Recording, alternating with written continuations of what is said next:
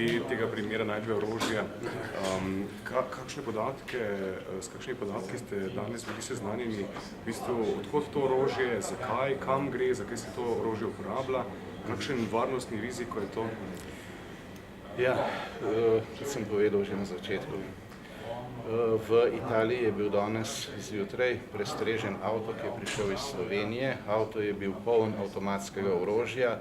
Po podatkih, ki jih je potrdila tudi policija, naša policija, zdaj na seji komisije, so bili med orožjem vsaj 6, se pravi avtomatskih pušk Kalašnikov, vsaj 2 škorpiona, se pravi avtomatsko orožje kalibra 9 mm, potem ostrostrelsko orožje, naboji, posebni naboji, eksplozivi in druga ubojna sredstva.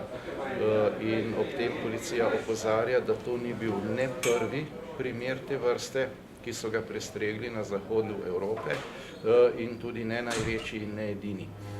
Gre namreč za dejstvo, da sedaj dosegljivi podatki zelo jasno kažejo, da poleg migrantov, katerih dotok se je drastično povečal iz juga proti severu, in to žal preko najbolj tveganih poti za Slovenijo, preko salafističnih in vahabitskih območij v srednji Bosni, pa potem preko Hrvaške na Slovenijo, se tukaj dogaja tudi čedalje več transporta vojaškega orožja iz območij nekdanjih vojn, in sicer očitno poleg kriminalnih združb, ki to transportirajo na sever, o tem smo že govorili.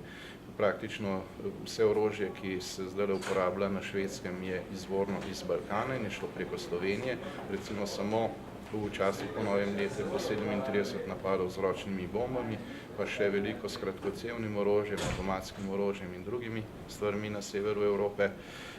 Se sedaj razkriva, da obstajajo očitno tudi kriminalne združbe, ki transportirajo organizirano orožje, ki je očitno namenjeno za terorizem, za teroristično dejavnost, tudi proti Zahodu, se pravi po nekaterih podatkih takoj za mejo v italijanska območja, kjer so prisotni vahabiti in salafisti, po drugih podatkih pa proti Franciji in tudi proti Španiji. Ta konkretna pošiljka, potem, kar piše v poročilu, ki sem ga prejel, in ne bi izviralo to poročilo iz italijanske policije, ne bi bila primarno namenjena v Barcelono, v Španijo, vendar tega naši policisti na seji niso potrdili, so rekli, da pač to ostaja še odprto za nadaljnjo preiskavo in da, ko bodo o tem uradno obveščeni, nas bodo obvestili. Skratka, zanesljivo je samo to, da je bilo namenjeno na območje zahodno od slovenske meje.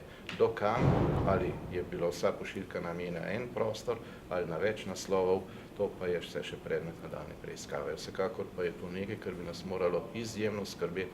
Morate vedeti, da recimo Monfalcone, Tržič, tradicionalno slovensko ozemlje, pa tudi nekatere občine proti italijanski Gorici, ki so tradicionalno slovenske občine, so postala območja radikalnega islama, vahabiti, salafisti.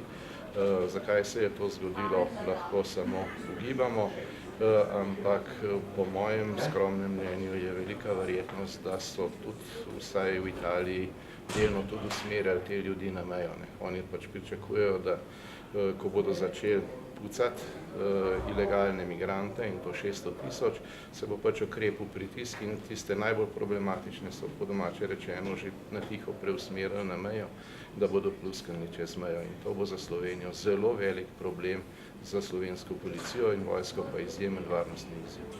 Torej, rekli ste orožje iz Balkana, iz balkanskih vojn, pa utemeljen sum, da je namenjeno terorizmu.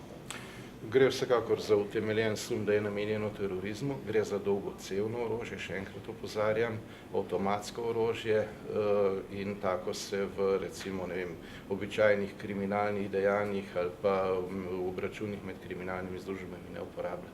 To je očitno orožje, ki je namenjeno terorizmu. Še enkrat povem, gre za avtomate tipa Kalašnikov, avtomate Škorpion, ostrostrelsko orožje, specialne naboje, druga ubojna sredstva, eksplozivne.